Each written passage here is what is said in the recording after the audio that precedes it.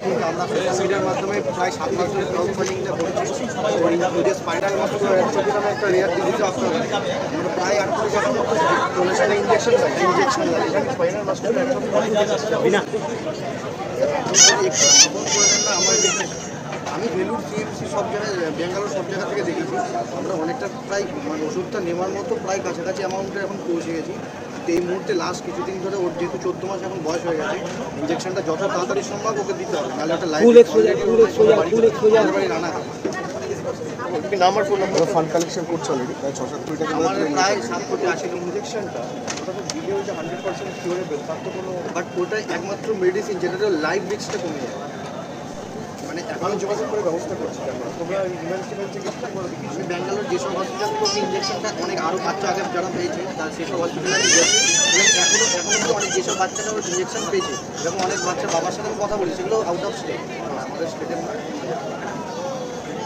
বিভিন্ন সেলিব্রিটির ফান্ডিং করছে মানে প্রচারের মাধ্যমে। বাট আপনি যদি একটা ভিডিও পাঠান তো একটু যদি মানুষের কাছে করে দেন কারণ যেহেতু ফান্ডিংটা অনেকটা ইউজ অ্যামাউন্ট আমি কোনো সময় যেন প্রেসারেশন ওটা 1 কোটি টাকা ওদের 16 কোটি টাকা বলেছে এখানে আমাদের ব্যাঙ্গালোরে বললেই তো ওটা 8 কোটি 70 লাখ টাকা বলেছে না অ্যাকচুয়ালি ওটা মানে একটা ইনস্টলমেন্টে দিতে হয়। ফার্স্ট ইনস্টলমেন্টে $1 মিলিয়ন হলে পরে ওরা দিয়ে দেয় যেটা যা ইন্ডিয়ান কারেন্সিতে যা ভ্যালু থাকতে তাই।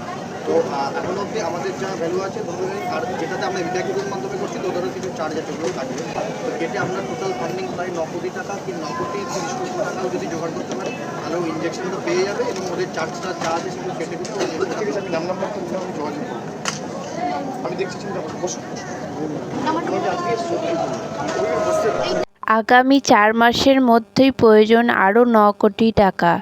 এখনও পর্যন্ত ছোট্ট মেয়ের চিকিৎসার জন্য জোগাড় হয়েছে মাত্র 4 থেকে 5 কোটি। এবার সেই রানাঘাটের 1 বছরের শিশু অস্মিকার বাবা মা শুভঙ্কর দাস এবং লক্ষ্মী দাস তাদের শিশুকে নিয়েই দ্বারস্থ হলেন সাংসদ অভিষেক বন্দ্যোপাধ্যায়ের। তো তিনি তার যথাসাধ্য তিনি বলেছেন যে তিনি সাহায্য করবেন।